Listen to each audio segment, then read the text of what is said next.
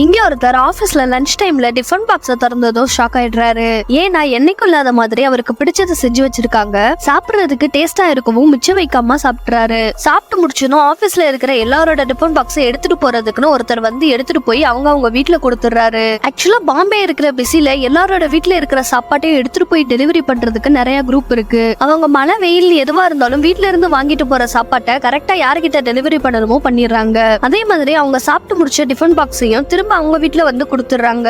அப்படி திரும்ப வந்த அந்த டிஃபன் பாக்ஸ்ல ஓபன் பண்ணி பார்த்தா என்னைக்கு இல்லாத மாதிரி எல்லா பாக்ஸுமே காலியா இருக்கு. அதை பார்த்ததுமே இந்த லேடி சந்தோஷமாயிடுறாங்க. ஏன்னா இவங்க புருஷன் ரொம்ப வருஷமா இவங்க கிட்ட சரியா பேசாம இருக்கிறதுனால அவரை இம்ப்ரெஸ் பண்றதுக்காக தான் டேஸ்டா செஞ்சு அனுப்பியிருக்காங்க.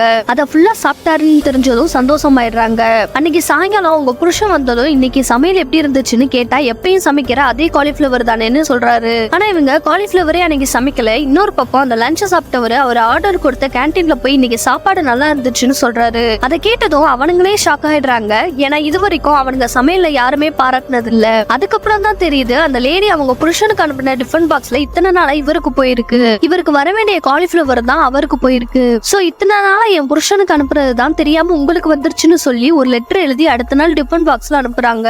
அதை படிச்சவரு ஒரு தேங்க்ஸ் கூட திருப்பி சொல்லாம எல்லா சாப்பாட்டையும் காலி பண்ணி ரிட்டர்ன் அனுப்பிடுறாரு. திரும்ப வந்த அந்த டிஃபன் பாக்ஸ்ல ஏதாவது ரிப்ளை வந்திருக்குமான்னு திறந்து பார்த்தா உள்ள ஒண்ணுமே இல்லாம வெறும் காலியா இருக்கு. அதை பார்த்ததும் இந்த லேடிக்கு கோபம் வந்துருது. என்னடா இவ்வளவு தூரம் சமைச்சு கொடுத்தோம், ஒரு தேங்க்ஸ் கூட சொல்லாம அனுப்பியிருக்காருன்னு கோபத்துல அடுத்த நாள் காரமா போட்டு அனுப்பிடுறாங்க. அதை சாப்பிட்டதுக்கு அப்புறம் தான் ரிப்ளை பண்ணாம விட்டுட்டோமேன்னு அவருக்கே தோண ஆரம்பிக்குது.